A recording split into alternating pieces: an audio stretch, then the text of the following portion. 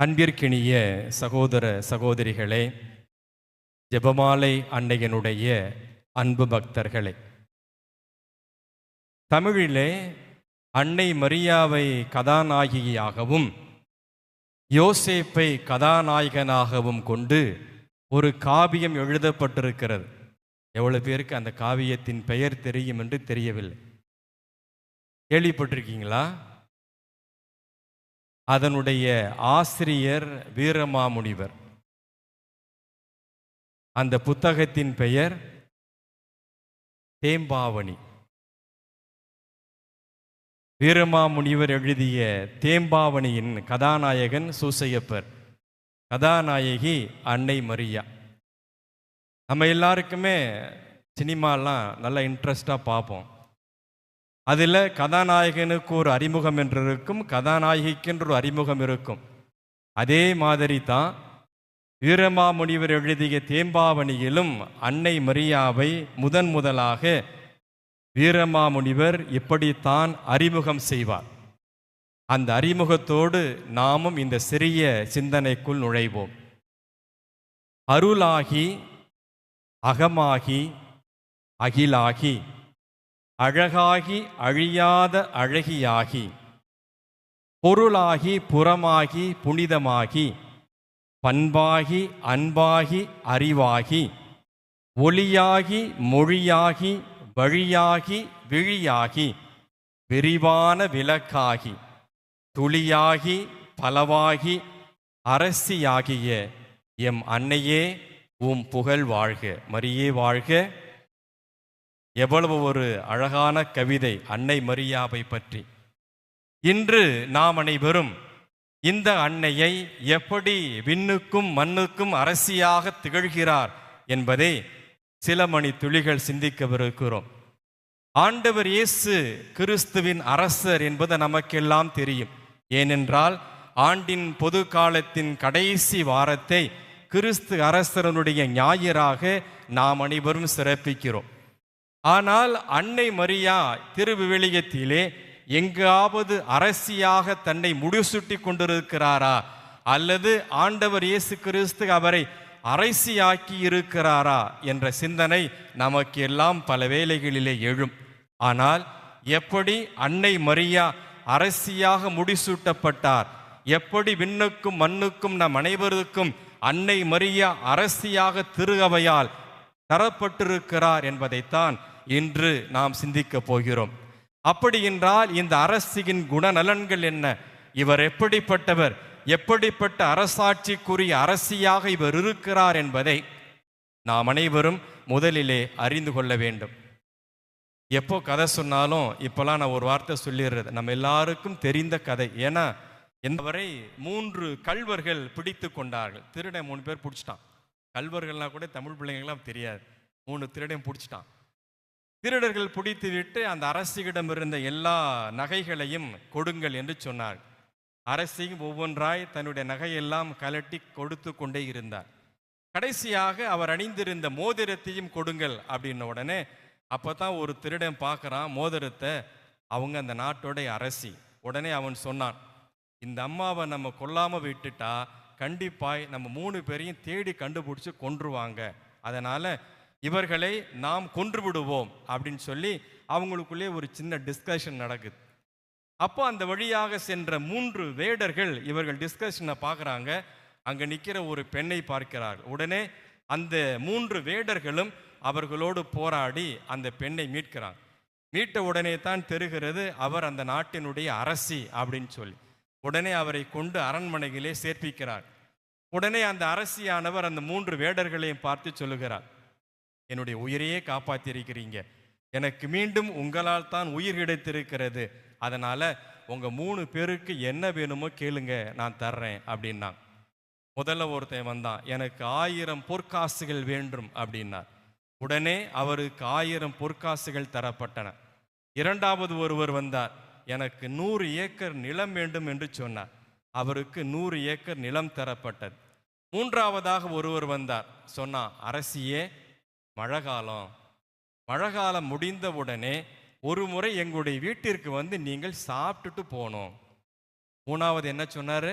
என் வீட்டிற்கு வந்து ஒரு முறை உணவருந்தி விட்டு நீங்கள் செல்ல வேண்டும். உடனே 2 மாதங்கள் மழைக்கு பிறகு தன்னுடைய அமைச்சரை கூப்பிடுகிறார். அந்த வேடனுடைய வீட்டிற்கு நான் சென்று சாப்பிடணும், அதன் வீட்டிற்கு போறதுக்கு வழி இருக்கா அப்படின்னு கேட்கிறான். உடனே அவன் சொல்லுகிறார், அமைச்சர், வழி இல்லை. அப்படின்னா என்னுடைய தேர் செல்வதற்குரிய வழியை ஏற்பாடு செய்யுங்கள்ன்றார். அவன் வீட்டுக்கு ரோடு போடப்பட்டது. இரண்டாவதாக, ஒரு குடிசையில போயா ஒரு அரசி சாப்பிடணும், அதனால ஒரு சிறிய மாளிகை ஒன்றை அவனுக்கு கட்டி கொடுங்கள் என்று சொல்லுகிறார்.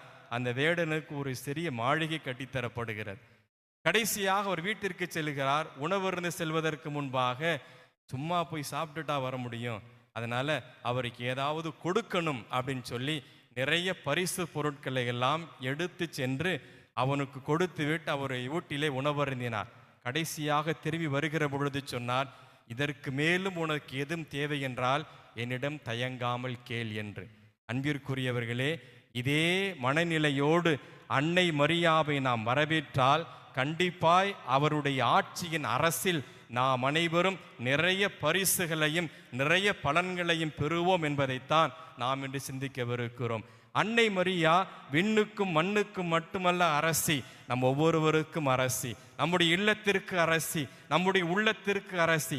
எப்பொழுது அந்த 3வது மனிதரை போல அன்னை மரியாவை ஆவலோடு தேடுகிறோமோ, ஆவலோடு அவரை அழைக்கின்றோமோ, அழைத்து அவருக்கு நம்மால் இயன்றதை செய்கிறோமோ, அப்பொழுது அன்னை மரியாவின் பலன்கள் அனைத்தையும், அவர் தருகிற கொடைகள் அனைத்தையும் நாம் நிறைவாக பெற்றுக்கொள்வோம். ஏனென்றால் நம்முடைய குறைகளை அல்ல, நம்முடைய குற்றங்களை அல்ல, நம்முடைய இடர்பாடுகளை அல்ல, நம்முடைய இக்கல்களை அல்ல, மாறாக நம்முடைய நிறைகளை மட்டும் காணக்கூடியவர் அன்னை மரியா.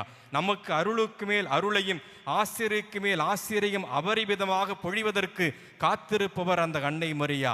எப்பொழுது அவரை நம்முடைய உள்ளத்தில் ஏற்கிறோமோ, எப்பொழுது அவருடைய உள்ளத்தில் அரசியாக ஏற்று தாங்க முன்வருகிறோமோ, அப்பொழுது அன்னையின் ஆசீர் நமக்கு நிறைவாக கிடைக்கும் என்பதைத்தான் நாம் சிந்திப்பதற்கென்று அழைக்கப்படுகிறோம். அன்பிற்குரிய சகோதர சகோதரிகளே, எப்படி இந்த அன்னை மரியாவை அரசியாக பாவிக்கும் இந்த மனநிலை துவங்கியது, எப்பொழுது அன்னை மரியாவை ஒரு அரசியாக ஏற்றுக்கொள்ளக்கூடிய மனநிலை பிறந்தது என்பதை முதலிலே நாம் அறிந்து கொள்ள வேண்டும்.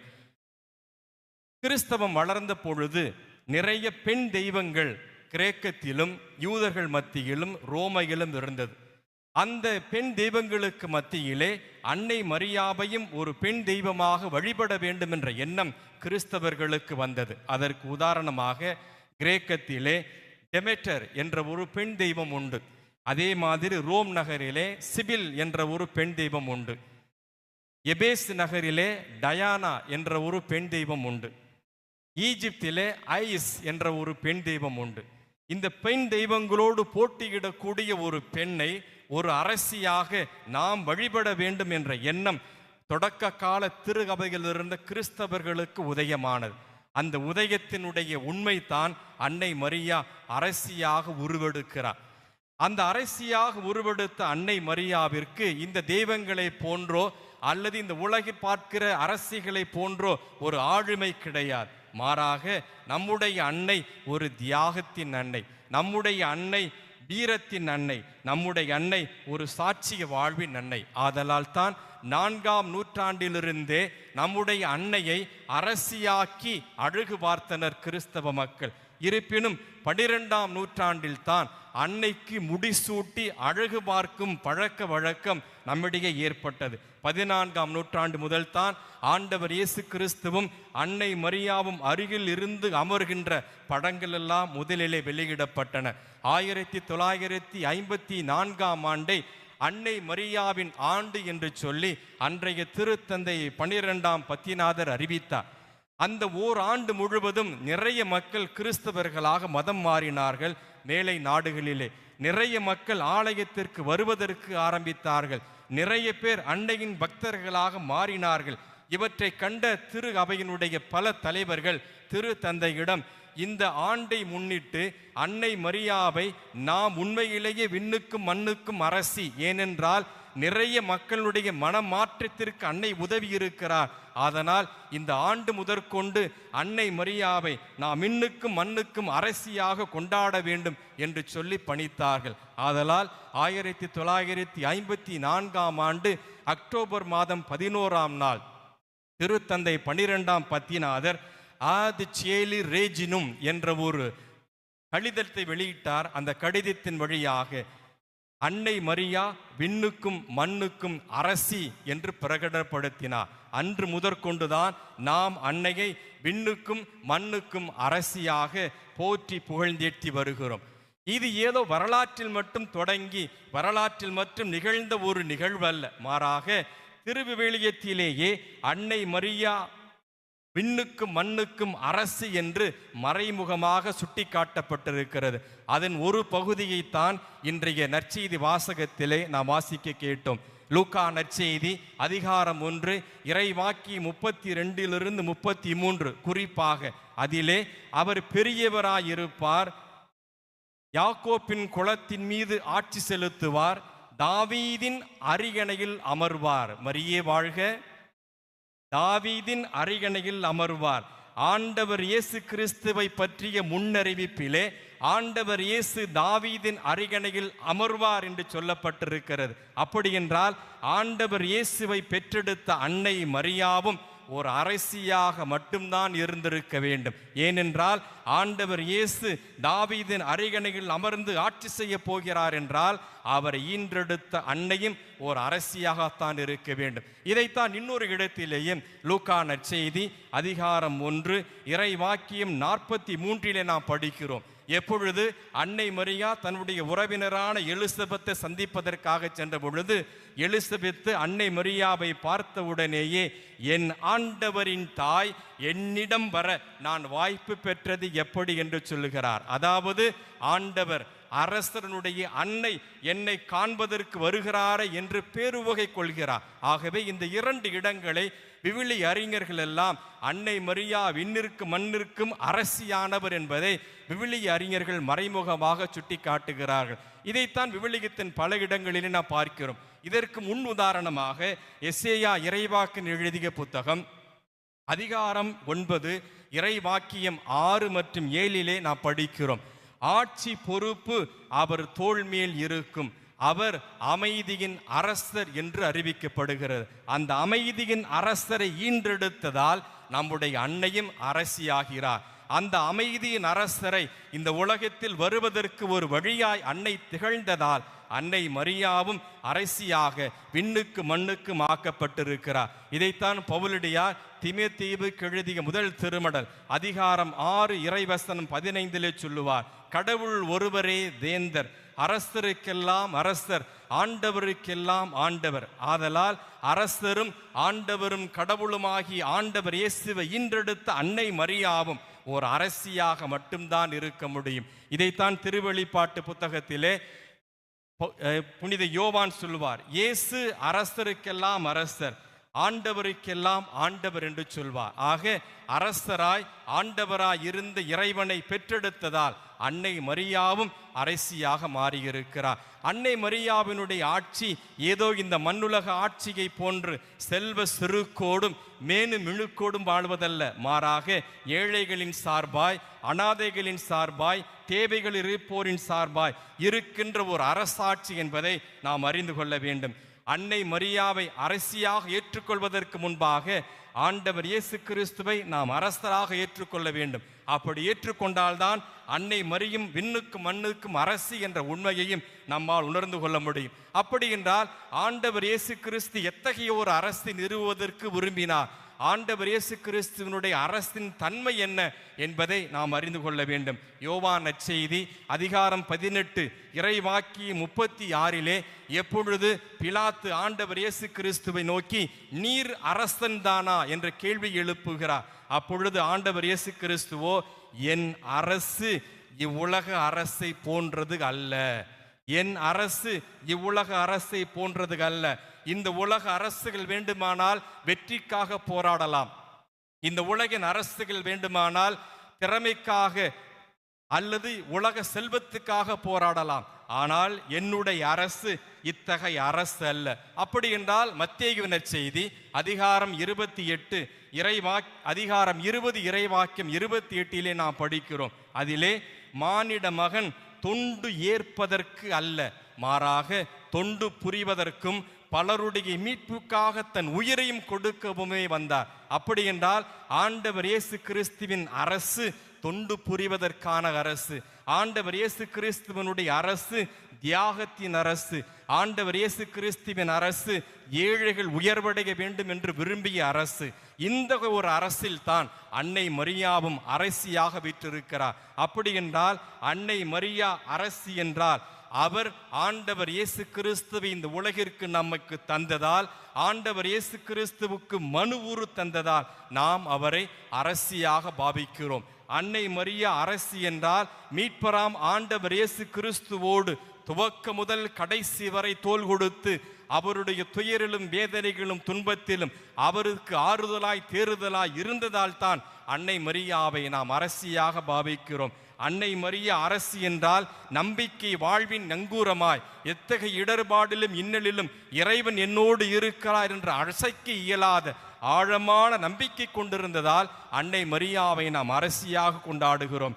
அன்னை மரியா அரசி என்றால் ஆண்டவர் இயேசு கிறிஸ்துவுக்கு பிறகு கூட திரு அவையின் நடு மையமாய் திரு அவையை கட்டி எழுப்பக்கூடியவர்களாய் திரு தூதர்களை ஒன்றிணைத்து மீண்டும் நற்செய்தி பணிக்காய் அனுப்பக்கூடியவராய் திகழ்ந்ததனால் அன்னை மரியாவை நாம் விண்ணுக்கும் மண்ணுக்கும் அரசி என்று சொல்லுகிறோம். ஆகவே அன்பிற்குரிய சகோதர சகோதரிகளே, அன்னை மரியா விண்ணுக்கும் மண்ணுக்கும் அரசி.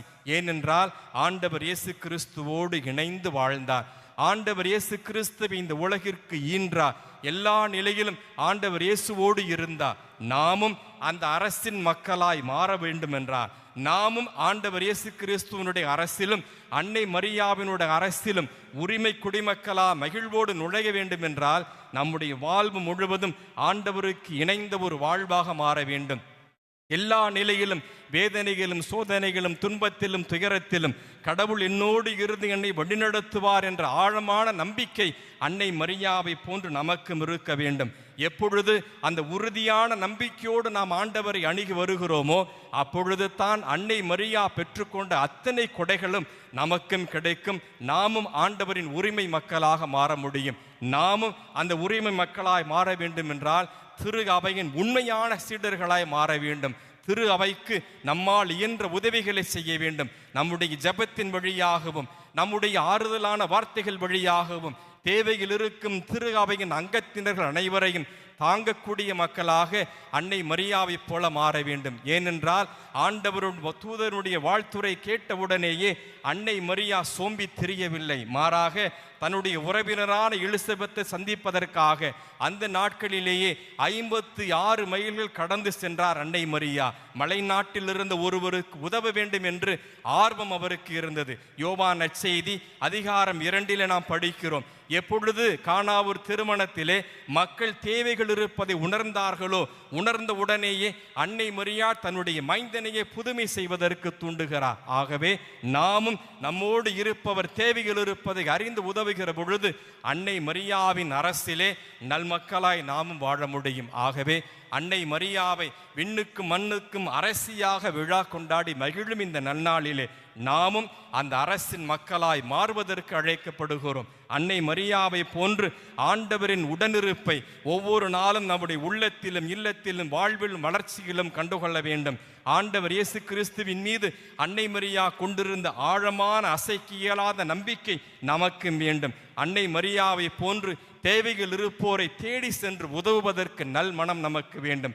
அப்படி இருந்தால் கண்டிப்பாய் ஆண்டவர் இயேசு கிறிஸ்து கொணர்ந்த இந்த தியாகத்தின் அரசிலே, ஆண்டவர் இயேசு கிறிஸ்து கொணர்ந்த இந்த தொண்டு புரியும் அரசிலே நாமும் உரிமை மக்களாய் மாறுவோம். ஆண்டவர் இயேசு கிறிஸ்துவோடும் அன்னை மரியாவோடும் அளவிட இயலாத மகிழ்விலே பங்கு பெறுவோம். அத்தகைய மகிழ்ச்சியும் அத்தகைய மன நிறைவையும் அன்னை மரியா நமக்கு தர வேண்டும் என்று சொல்லி தொடர்ந்து இந்த நவநாளிலே மன்றாடுவோம். ஆண்டவர் இயேசுவின் மீது நாம் கொண்டிருக்கிற பக்தியையும் அன்னை மரியாவை போன்று நாம் கொண்டிருக்கிற அசைக்க இயலாத நம்பிக்கையும் காணுகிற இறைவன் நமக்கு அருளுக்கு மேல் அருளையும் ஆசிரியருக்கு மேல் ஆசிரியும் ஜெபமாலை என்னை வழியாக வழங்கி நம்முடைய வாழ்வை வளம் பெற செய்வாராக. ஆமேன்.